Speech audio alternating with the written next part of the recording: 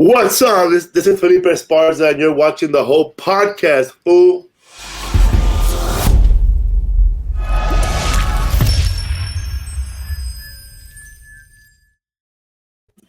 Welcome to the Hole. I am Rob Sprans. I'm Franco Del Valle.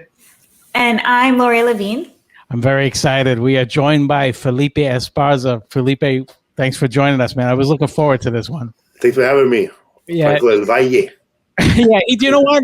We got to call that out. I've noticed in the last few episodes, he started to add the inflection, which he hadn't for the longest time. So this. I can just explain that real quick. For the longest time, I would just let people pronounce it however they want, and I was like, no, fuck that. Like, it's my last name. I'm just gonna say how it goes. But he was pronouncing it Del Valle. He was saying. I know, but it was just me trying to make everybody feel comfortable about it. Everyone thought he was Italian till yesterday. Yeah. So, do you get issues with your name, Felipe? Because I wasn't sure. I'm like, no, my name, it's spelled Esparza. It's always spelled Esparza, but people are like, they just see it go Espinoza or Esperanza.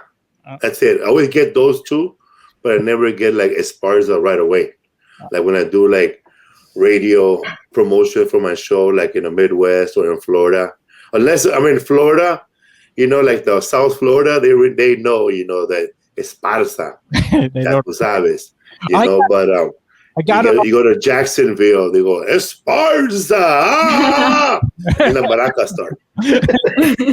Well, first of all, I want to congratulate you on the special for Netflix, Bad Decisions. It is so funny, dude. I absolutely loved it. And then after watching it, I do a little research on it some more, and I find you did it twice.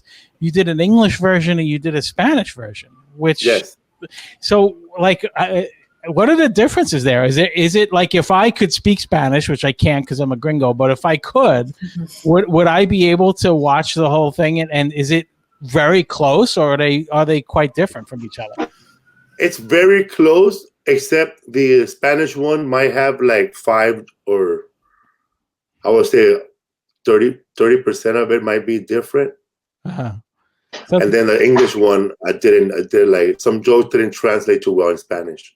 Oh, okay. So it was an English set that you translated over, or just? Yes, I translated my whole English set into Spanish. It's crazy, man. Because I tell you, when I watched something like that, when it was over, the first thing I thought is, I have to smoke weed with this guy at some point in my life. You should, man. So you smoke a lot, right?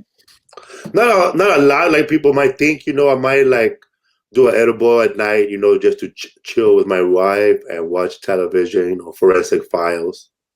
So that's a heavy thing to watch when you're stoned. My wife she's into Columbo right now, so I've been watching a lot of old episodes of Columbo. Oh, the old school Columbo, Peter Falk. Yes, old school, from the 60s to I don't know, there was so many episodes or seasons. Mm-hmm. Yeah, that was for a long time, but it's like when you watch it now, because sometimes I think there's a channel here in New York too. I think it's Channel 3 on Long Island that plays all of those old shows like Love Boat and all of that stuff. But when I watch it, I don't know, some things are so very dated, and it's almost like you can figure out the end before it starts. But I haven't seen Columbo in a long time. I've never watched Columbo, so it's like a new show to me. So now, I've done a lot of research on you in addition to watching the specials. So much so, and I'm not even kidding. Earlier today, YouTube was giving me Spanish ads, and I wasn't getting ads in English anymore. But one of the things, I'm so fascinated with the story of you coming here, because you were born in Mexico and you came here through a coyote, correct? Yes, the first couple of times we came with a coyote. I was so little. My dad left when I was living in Mexico. Mm-hmm. I was 2 or 3 years old or 4. He just he just said, I guess he said bye. He was gone for about a year and a half. Do you know where he went? He went to Tijuana, Mexico. Okay. I guess he settled there for a while, and then he crossed the border to the United States to meet up with his family, like his cousins and his aunts. And get ready to bring you guys over then. Yes, because all of my father's sisters and their kids, they all had jobs already in the late 70s. They were pressing record labels. They were putting the records in the disc. Okay. Manpower, you know. Yeah, right. So, how old are you the first time you do that you come over? I must have been 5 or 4 years old. I don't remember my age. Okay. I remember that we were in a car with a strange man, and my mom was a passenger, and my two brothers were in the back seat with me, and we were just sitting there, and I don't know what words were exchanged at the border that one time, but I know that we made it all the way through. Like we were already like home free. But they had another checkpoint that we didn't know about, or the coyote driving the car didn't know about. It was a checkpoint made up of just sheriff department of San Clemente, California. It was kind of like, I guess the people were complaining that too many people are coming illegally from Mexico. So they set up their own roadblock, their actual checkpoints. They were just stopping cars, and they got us, and they took us to like a sale. So what happens then? They just send you right back? Wait, they separate you from your mom? Yeah, the three of us, we were like in a cell with a bunch ourselves and some coloring books and punch. And my mom took off somewhere, and the man that brought us in, he was let go right there at the checkpoint. What do you mean? They just let you loose, or they? No, the guy driving the car, the coyote, he must have been slick, like he's paying them. They let him go because he was legally here. So at that point, we're not. I guess I'm thinking about it now. I'm trying to put it like, trying to remember it. Those were just sheriffs, they're not border patrol, so they just asked who the citizen. He said, I'm a citizen probably. And we didn't know what he said in English. We don't speak English. So they just took it away. Wow. So they bring you back then eventually? So how long I know you're really, really young, so I'm sure you know the story more than you know the experience, but are you separated long before you go back? I don't remember how long we were separated, but I know that we were taken back to San Isidro, California, and then we were released back to Tijuana, Mexico, or like by midnight. Oh, so it was the same day. It wasn't same like day. You were stuck there. So when you finally are able to come here and stay, is it the same process? You still go through the coyote to get here, or do you do it a different way? No, we I remember that my little brother was dressing up like a little girl, like for 2 weeks. Wow! So that's just to sneak in? Yeah, like dressing up a little girl like for 2 weeks, and he had a name already. Like his name was Patty, like Fatty. And this time I think we crossed either with a coyote, I don't remember, or my aunt, one of my father's sisters. She drove us into the United States, and my mom wasn't with us. She was not with us. It was just us, I think. And I just remember like the border patrol asking my little brother, "What's your name?" And he was dressed like a little girl, and he said, "My name is Patty." He was, "All right, come on in. Welcome to America." Oh wow, that's so wild. So that was was like that. Like I don't know what papers my aunt had with her, what she used, but she must have used something to that looked like us, I guess. But I guess she had to make my little brother dress up like a little girl for the other pass. I wonder why. Oh, because the pass there was a girl's pass. Probably. That's how. Yeah, I mean that's how I got here. I just pretended to be somebody else too. Yeah. It was like they gave me somebody else's passport. They're like, you have to practice saying this name. You're not anyone else, and then I luckily, like, my mom tried to sneak us through the border when we were really young, and they turned, like, her coyote was like, you should probably not do that because I don't think your kids are going to make it. So we just went back, and then I came here years later. I must have been like 8 at that point. The first time we tried, I must have been about 1. And I remember the second time around, I don't remember the guy's first name, but his last name was Cordona, and that's who I pretended to be. And then I just remember getting here, going through customs. Everything was fine because I had a visa, and I just remember, like, there was a checkpoint where I had to be picked up by my family, and the person, I don't think there was a TSA back then, but whoever the agent was, he just, like, you know, like those like, I guess, like, the little, like, things that let you into the back, like, where like, yeah, he just dropped that on my head. I remember that. Oh wow. Yeah. Yeah, I mean, you know, Felipe just came in a car, so I didn't realize that they, you know, sometimes they just put you in a car and drive you over. Like, you always get, I think it's always like Narcos for me, you know, like my perception is you're always like Franco, like under a van or something like that. So at least you got to come in a car. Yeah. Yes, I think my dad got in like in a trunk of a car with like 5 other guys or 4 other guys. Jeez. Wow. So once you get here, I mean, your journey to comedy, I'm not there yet, because another thing I found out I was very surprised about is that you were in a gang for a while. Like, you were living that life and you were smoking crack and doing all of this crazy stuff. And I was just very surprised to hear that. Yeah, I was I guess I got a woman pregnant in high school. Mm-hmm. Like, I was young. I was like in 10th grade, like so immature, you know, like I didn't know what to tell her. Ooh. I remember like saying I still remember like saying, I know that it was the wrong thing to say because it's still stuck in my head, you know. What was it? She said, I'm pregnant. And I said, that fucked up. Yeah, that's not the best way to react. Then I got all quiet. And then I said that you're going to raise a kid by yourself. Then I ran to my 5th period class. Well, look, you're young, man. What are you going to do? You don't know any better. You don't want to be a dad. Yeah, I didn't know, man. I still feel bad.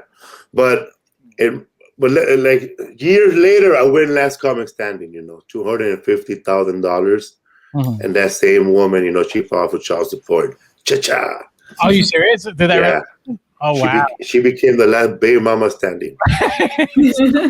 So she had a wait a minute. So she had the baby, and you didn't hear anything from her until you won? No, we had the baby, and I was living with my mom, and she was living with her mother, and we had a relationship, boyfriend and girlfriend still, and then she got pregnant again. Well, like it was her fault, you know. I got her pregnant again. You know, we were not practicing safe sex. Like, nobody told us. Mm-hmm. When, you know, like, nobody intervened and said, "Hey, idiots, losers! You guys already had 1 kid. Try not to have another one." Right. So we had 2 now. Uh-huh. So I made a bigger mistake. I moved in, you know, with them, with the mom and her little brother. You know. Mm-hmm. So it's like 4 of us now. Actually, yeah. 5 of us. 5. In a 2-bedroom apartment in the housing projects. Pico Aliso. And how old are you with the second child? How old? 20. Wow. Like the year you were born, right there, 1989. I wait. 1 year. Yeah, 1 year after me. Yeah. See. Yeah, 1989, and I already had dropped out of high school because I didn't want to. I was already. I started school late, you know, because I got here when I was 5 or 6. Started kindergarten late, so I didn't want to like graduate at 20, you know. No. Every high school has one of those. Yeah, but I guess I had a young face, a baby face. I didn't look 20 when I was 20. I still look young. Mm-hmm. Not like there were some kids in the 8th grade with a full beard, you know. Right. That was me. I was. Yeah. So I want to get. So you get to Last Comic Standing, but that's a long road. When you first wanted to do stand up, from what I understand, it was in rehab that you decided you wanted to do that, right? Yes, I was then. I started smoking crack because I was like, I used to always have crack in my pocket. I was like sad. I was like a small time dealer, not like I just made enough to buy everyone a Big Mac, you know, and that's it, and some pot, and a Cadillac. But my brother got shot.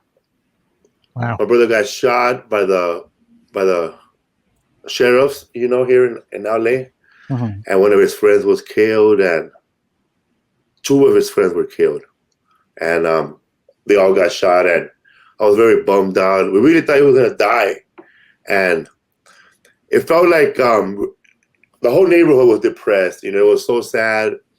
Everybody was drinking. It was like 6 days of drinking and partying and getting fucked up in the projects because the people that got killed, everybody loved them, and even the liquor store owner, man, the Charlie, you know, the Korean guy. He came, you know, after before he closed. He drove inside the projects. He's never done that in his whole life. Even when his dad was there, when his grandfather was there, he drove into the housing projects, took out his truck, and took out like 2 cases of beer. Budweiser just left them there for us. Wow, that's cool. He said he was sorry and hope your brother's better. So during that night, you know, I started smoking like crack with someone for no reason, and that's how the down spiral started.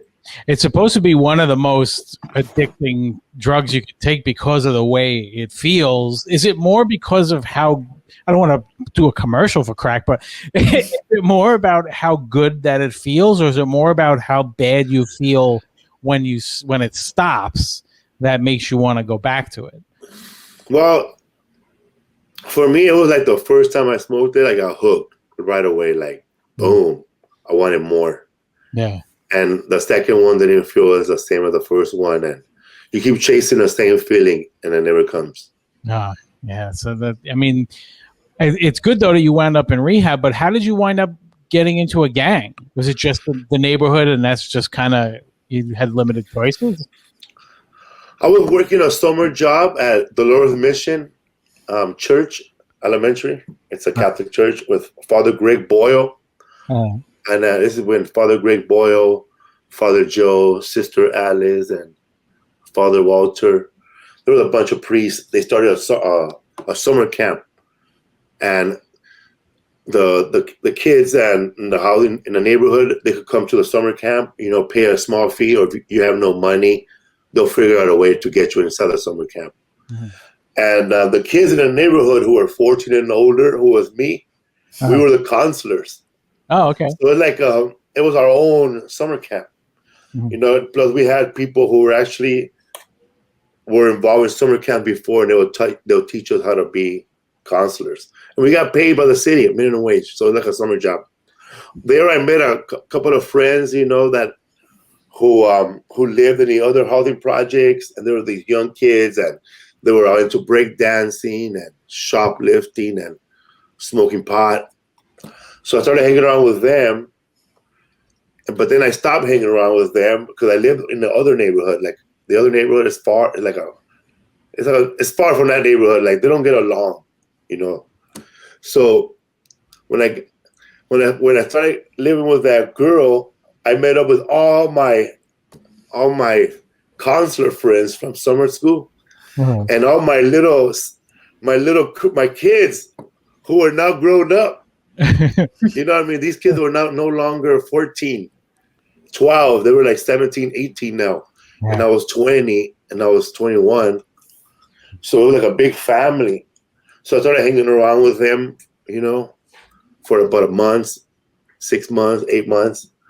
Then one day, they all looked at me and surprised me like an intervention, actually. Wow. So you want to get jumped in now or what?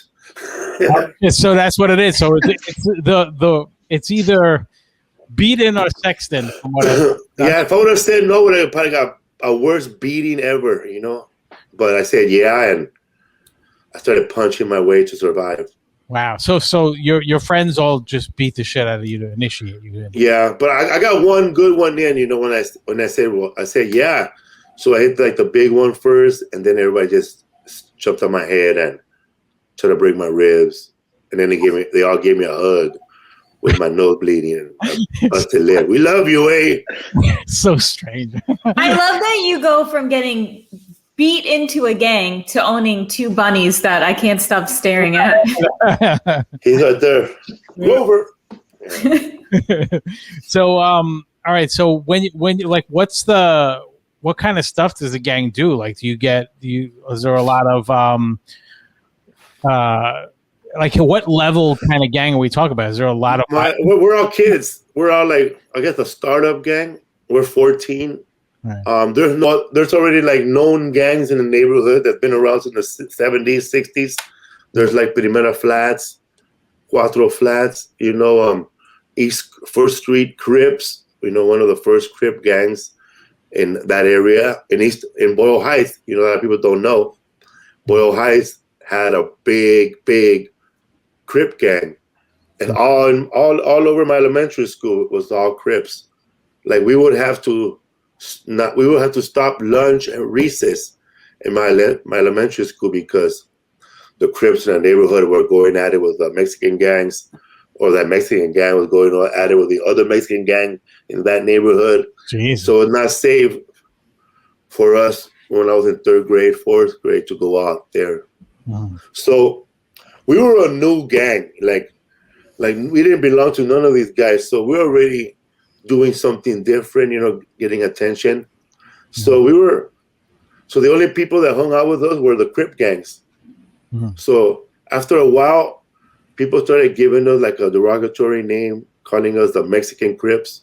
But that ended immediately when some of us started going to jail and prison, and they had to be full Mexican.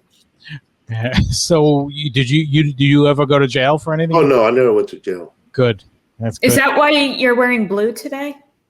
No, it's purple, isn't it? Maybe. It's terry cloth. I always wanted one. So once you go to rehab, who gets you into rehab? Well, that's all part of the intervention too, or did your family get you in, or do you just decide you need to go?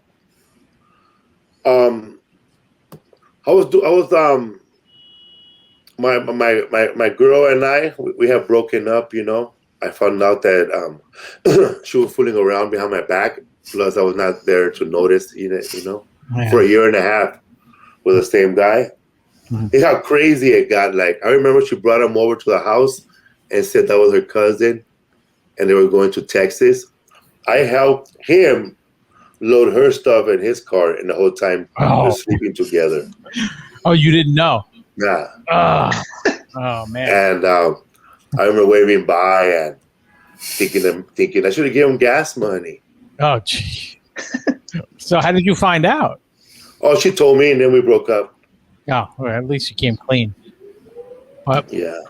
So then, actually, she told me after everything was already gone in the house, and I came home after like a bender, and everything was gone, like gone. Yeah, not even a chair.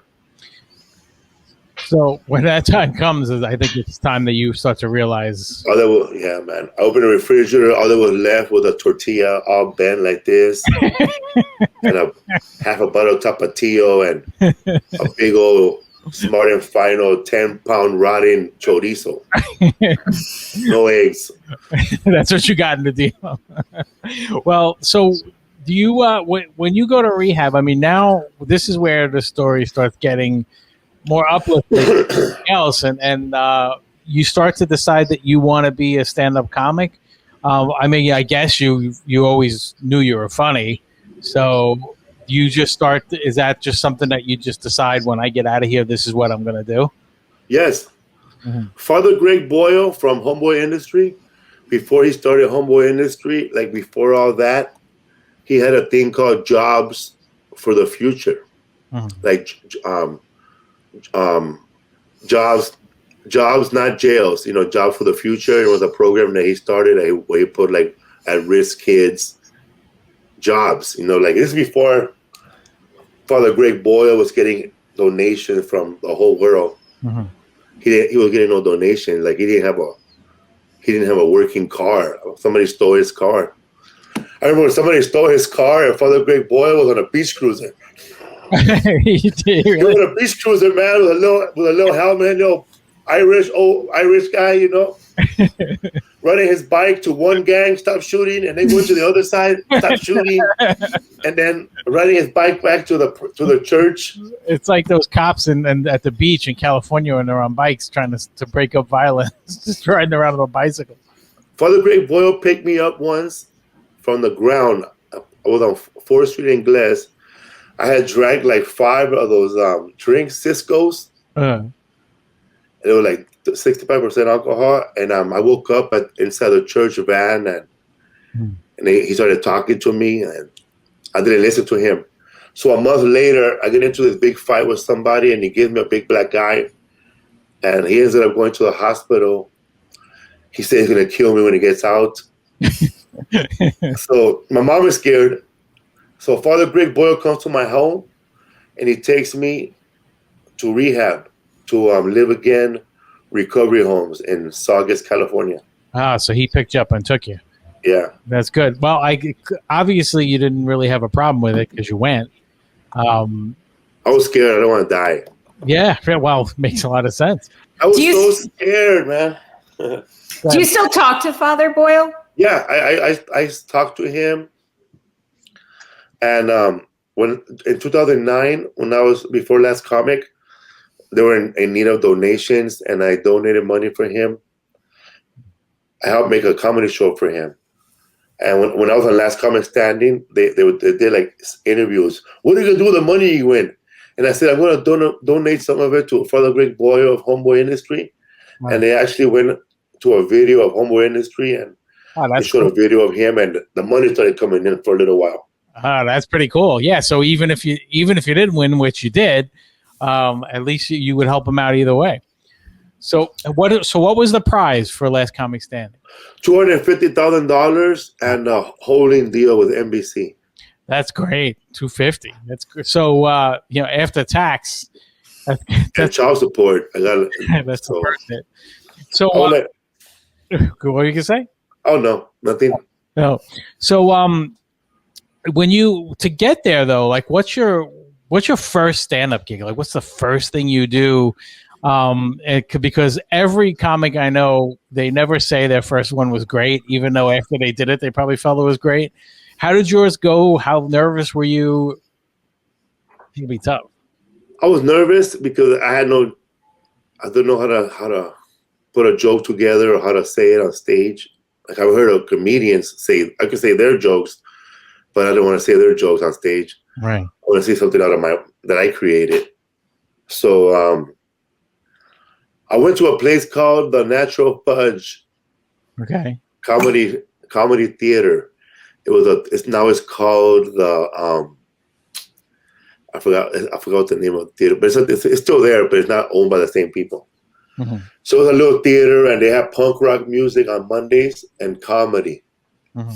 So there'll be like a punk rock band playing, and then while the other punk band is setting up, there's a comedian in front of them doing stand-up comedy. Oh, that's a tough crowd. They're like a punk rocker, with no T-shirt, and a chain in his nose, putting his band together, and there's one comedian just performing, 3 comedians, a band goes up, does a quick 10-minute set, boom, 2 more comedians. So the host was a guy named Johnny Roberts, and he had a local access show on regular cable, which was, I don't know what cable it was, but just local. Everybody could see it in LA. Okay. Channel 3 used to come on at 10:30 at night on Tuesdays. Mm. But I didn't know about this. I thought when he invited me, I thought I had an okay set. I met my first day of comedy. I met Jamie Kennedy. Oh wow! And I met Alonzo Bowden. Mm-hmm. And I met a lot of those guys from the Comedy Store before they were regulars. Mm-hmm. And but I had jokes that I thought were funny when I wrote them. I said this joke, because I started watching Paul Rodriguez, and so I tried to write a joke in his style, like doing comparison between white things and Mexican American things. So the first joke I wrote was not funny. I said, I'm gonna write they made a movie called Last of the Mohicans about the last tribe of the Mohicans in New York City. I'm gonna do one about the last Mexican in LA called Last of the Mojados.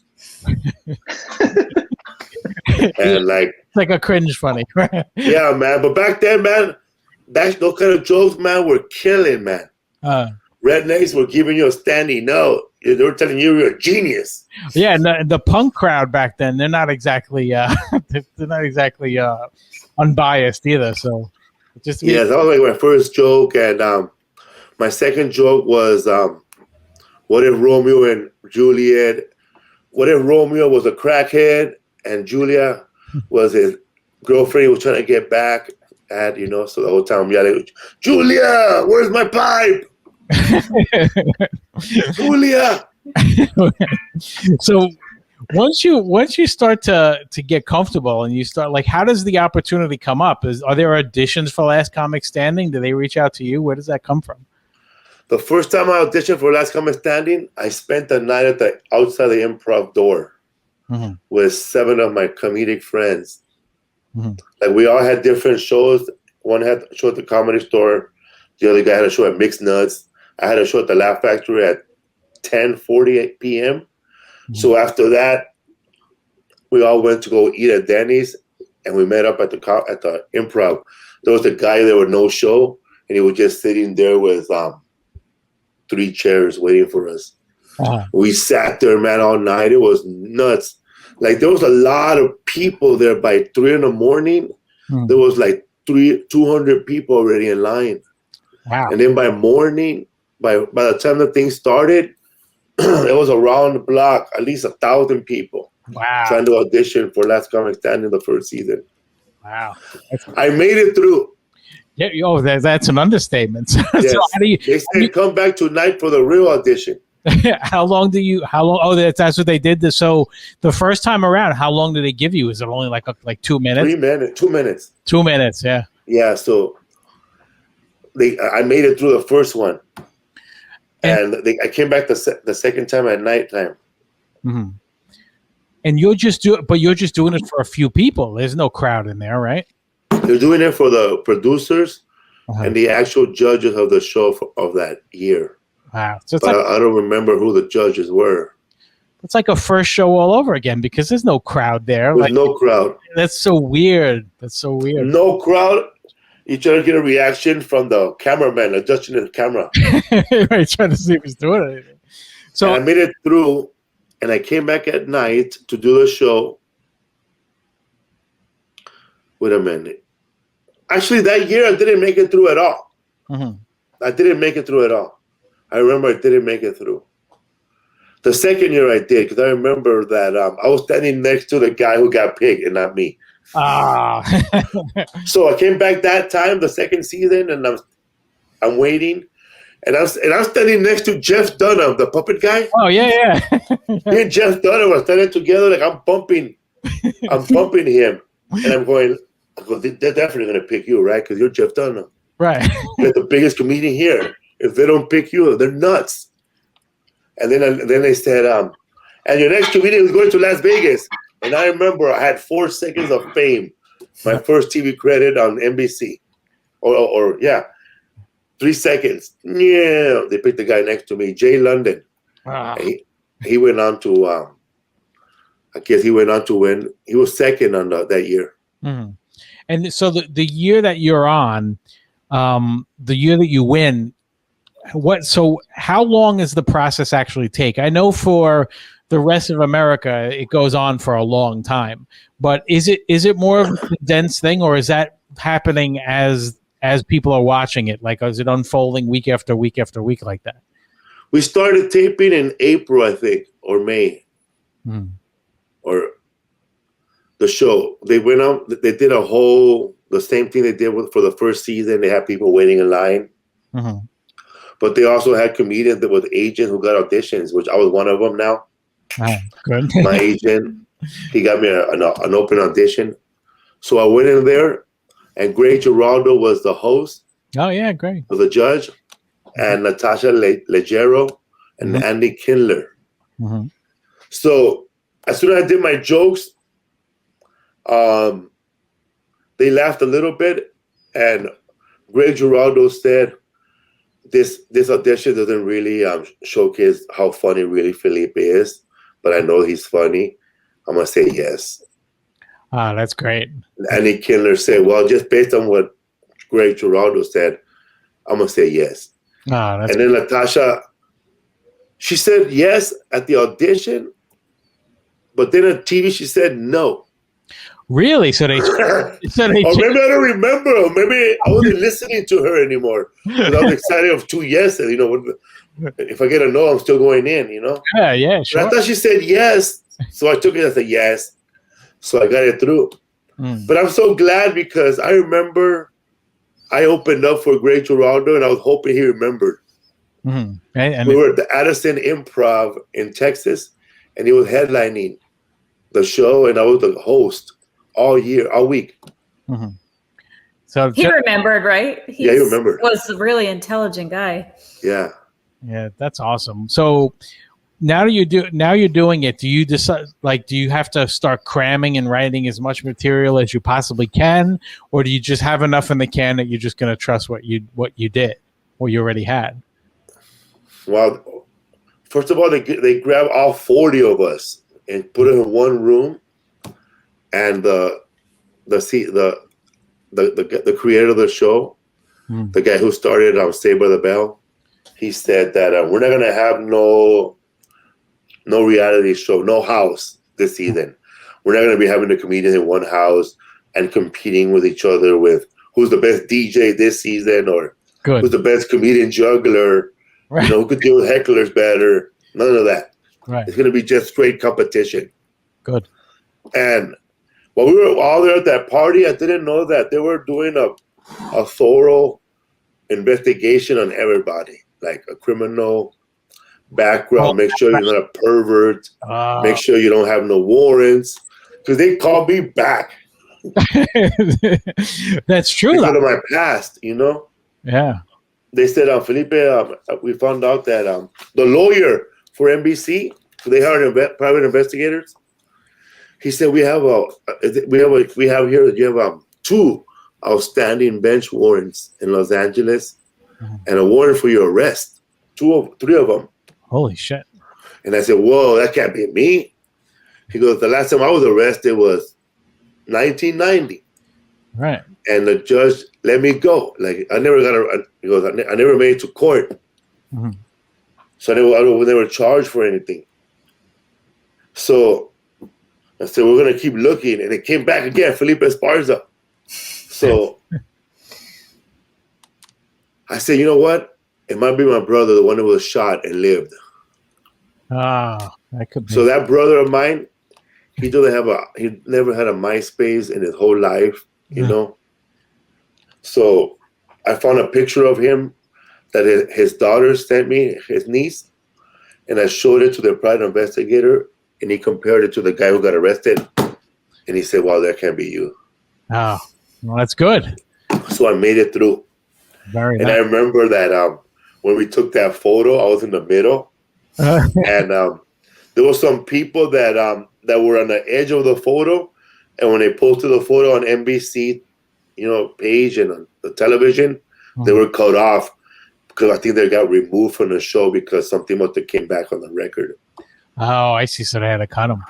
That's good. So you get through it. Now, once you start showing up on TV, off camera, how does things start to change? All of a sudden, does everybody who you knew that isn't even a friend of yours is hitting you up all of a sudden? Man. I guess that's a good.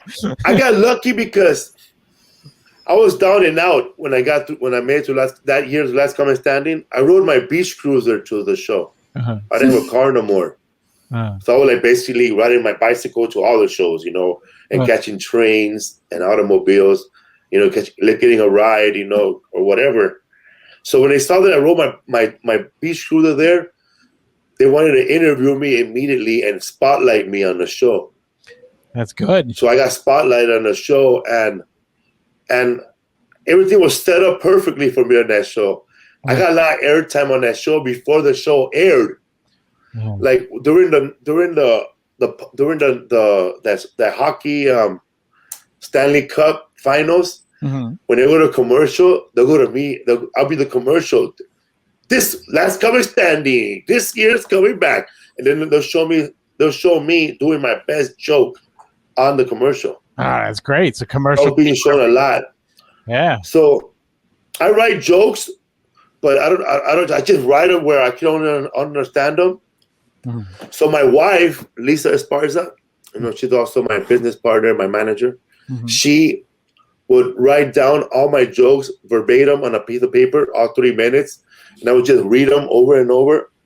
So by the time I got to the competition, I was ready, bro. Plus, I would practice those 3 minutes at the Laugh Factory, the Ice House, the Improv before the show, and I was ready by the time it was time to do the show. I was killing it, man. If the show would have went on further with my wife running those jokes, I probably would have went on another 20 weeks. That's great. Yeah, it's good to have somebody in your corner for sure. And then, so, one of the things too, like it's on network television, and I've seen your stand-ups, and very similar to me, like I curse constantly. Like I can't stop, man. I say the F word like every other. I'm behaving myself when we do this, just maybe the microphone, but I say the F word constantly. So like that's got to be just that alone, just trying not to curse and just remembering not to curse, because I'm sure in your stand-up, you're just naturally yourself. So now all of a sudden you have to make sure that you don't slip one out. Yeah. Every time my wife would type up those jokes, she was also typing them up for NBC lawyers to read them. They will read everything to make sure that you don't say anything derogatory about their advertisers. Because Roy Woods Jr. from The Daily Show, he had a joke, real funny joke about Wendy's burgers. So when they went back to him, they crossed it out. And it's funny how the lawyers, they try to be funny and give you a funny suggestion on how to say a joke. Oh, that's the worst. He goes, how about, Roy? They left a little note on the bottom of the paper and it said, how about if you say fast food joint? Oh God! Yeah. That's the last thing you want is notes from a lawyer. That's the worst. So when you win, I mean, did there come a point where you're like, I could actually win this? Like, how long is that process where you start all of a sudden thinking I might actually win this? Oh, once I made it a top 6, I was like, okay, it's on.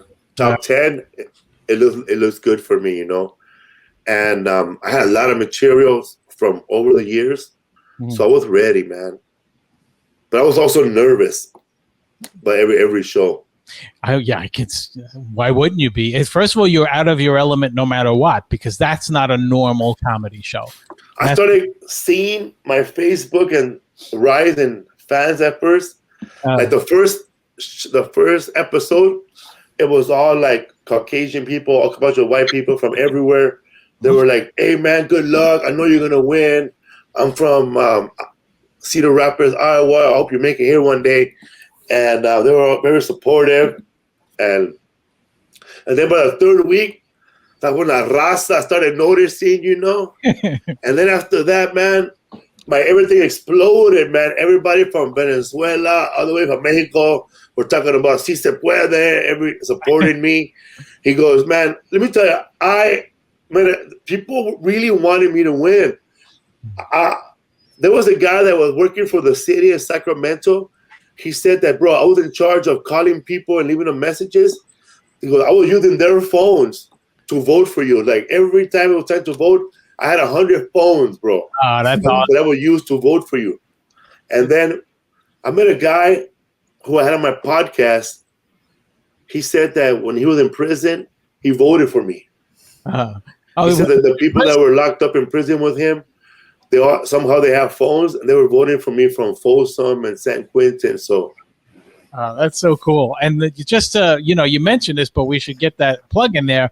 What's Up, Fool is the name of your podcast. I think it's a great name. So you also have a podcast on top of the specials and everything else that you do too. And you can, anytime you want to get any information, you can just go to felipesworld.com. Right there on the site has everything. I see you starting to tour again too. Yes. And get back out there too. So that must feel good after a while. You know, I know you love the bunnies, but sooner or later you want to get away for a while. I'm so glad to be out, man. My first show was in Oklahoma City in September or August, and it was a mass mandated show. They were taking temperatures of everybody there. The show was to half capacity, so it was 150 people, not 300. They were following the rules, but there was a show next door at the Criterion Theater. It was like no mask. So you had a free for all over there. Yeah, it was a country western concert, man. There was so many people there, man. It was a party, and this country singer had a tour bus and 2 tour buses, a merch sound bus, and I was like, this was at the heart of the pandemic. Right, and I'm like, wow, where the fuck is he going? Yeah, Oklahoma, they didn't really pay attention to that kind of shit. They don't even bother. So when you win and you hit the money, who comes out of the woodwork? You already mentioned Oh man, that wasn't a joke, but go ahead. I had a guy. What? No, go ahead. I had a guy come out from my neighborhood where I grew up with, one of those kids that I used to hang around with. Now he's an adult. We're both adults. And I remember, I don't know who he was at first, but he wrote in detail what he wanted. He said he wanted $10,000 for helping me one time when people were jumping me. Oh my God. Serious? So they really did come out of the woodwork. Yes. And everybody went after me, but I ended up paying everybody I owe. Even unemployment came after me. Well, they did too. Oh, wait, because you were getting unemployment at the same time? Yeah, I was getting unemployment checks and having a regular job, a part-time job, which I didn't know you could do that. I didn't know that was against the law because it's not a full-time job. Right. So you're left with like a few $100s. Yeah, when it's all said and done, what did you get? One big purchase? You got a bunny house. Right. Yes, and my agent he took 10% too. Of course. So yeah, I did okay, man. I ended up with something. Mm-hmm. If you get one big purchase to treat yourself. Yeah, we bought a big bed. I never bought a bed before. Nice. I flew in the wooden frame from Mexico. Oh wow, you got a fancy one. Yeah. Yeah, you got to do it, right? So afterwards, now do you start to when you start doing shows, all of a sudden now you're selling out shows versus just being one of a bunch of people. Like it really makes that much of a difference in your career, huh? Yes. People show up to my show, man. Like sometimes I'm surprised. Like I'm Mexican, so but not just Mexican show up to my show, but when they do show up, they show up from the towns that are near that town, like maybe an hour away, 2 hours away. Mm-hmm. Like when I went to Miami, Florida, it's always been like people from Nicaragua, or Puerto Rico, Miami, and a lot of old school Miami Cubans. But there was always Mexicans there in the audience. And I always start out my joke by saying, people always tell me, why you go to Miami? There are no Mexicans there. I say, I know, but they're in the surrounding cities. Right, exactly. They're in Miami Springs. Yeah, I mean, why, mama? How do you not play Miami? Come on. How do you not? So what's next for you now? So now you're back on the road again. What else? I know you do acting as well. You've been in Superstore and a bunch of other shows. What's coming up next for you? You also have a show coming up that you wanted to talk about too. Yes, I have a show coming up in Royersford, Pennsylvania, July 2nd and 3rd. Tickets still available at felipesworld.com. I'm also doing the Brea Improv, San Jose Improv, and Fort Myers, Florida. I'll be at Off the Hook Comedy Club. Mm-hmm. But during the pandemic, I got to work a lot. I did a lot of acting. I did a movie with Omar Chaparro. Uh-huh. He's a big time Mexican actor in Mexico. It's big time, man. And it was an independent movie.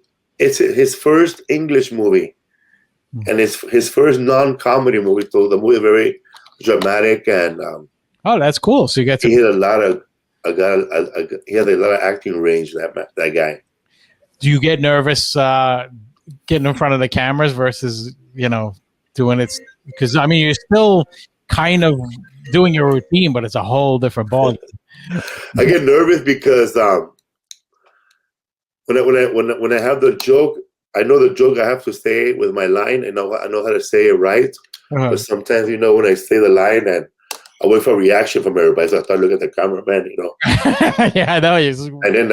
And then they haven't even say cut yet. So I'm just looking around. And, hey, why are you looking around? Oh, sorry, man. Yeah, I thought somebody was gonna laugh at that, but nobody laughed though. You take any acting lessons, or do you? Yeah, I've been taking acting lessons with my acting coach, Deborah Lyman, since 2006, 2005. Every week, That's good. Well, I can't tell you enough how much we appreciate you joining us. Again, the special Bad Decisions is absolutely hysterical. So is the other two, Translate This, and They're Not Going to Laugh at You. Also great. You've got there's one on Netflix. You got one from HBO. You got one from Showtime. You've covered the gamut. But I strongly suggest everyone just go to felipesworld.com. You can also follow him on Instagram and Twitter. It's Felipe Esparza Comedian on Instagram and Funny Felipe on Twitter. And it's so great to talk to you, and you have an awesome story, and I wish you nothing but the best. Thank you very much, man, for having me.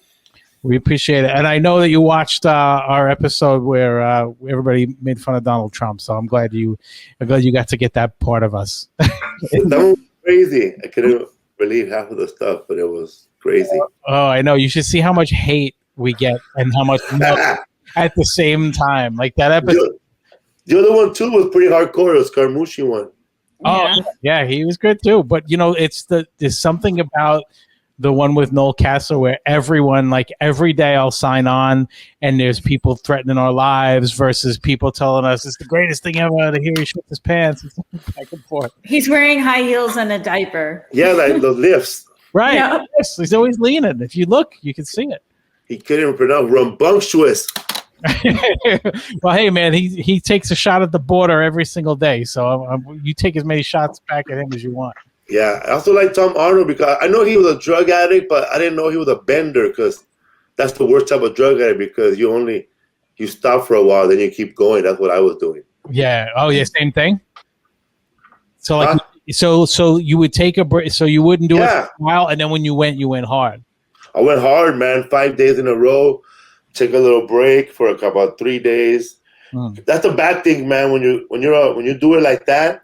But then you stop for 3 days, you feel this energy, like you're ready, like you feel like you conquer the world, but you didn't. You want to do more. You want to start the party again. Yeah, well, I hope you don't have too many benders. Stick with the weed. It's probably best. We need you around for a long time. So stick with that. And one of these days, I am going to smoke with you. No doubt about it. For sure, man. But once again, go to felipesworld.com. Check out everything that I just mentioned. Thank you for watching The Hole. I am Rob Sprans. I'm Franco Del Valle. I'm Lori Levine. Yeah, motherfuckers.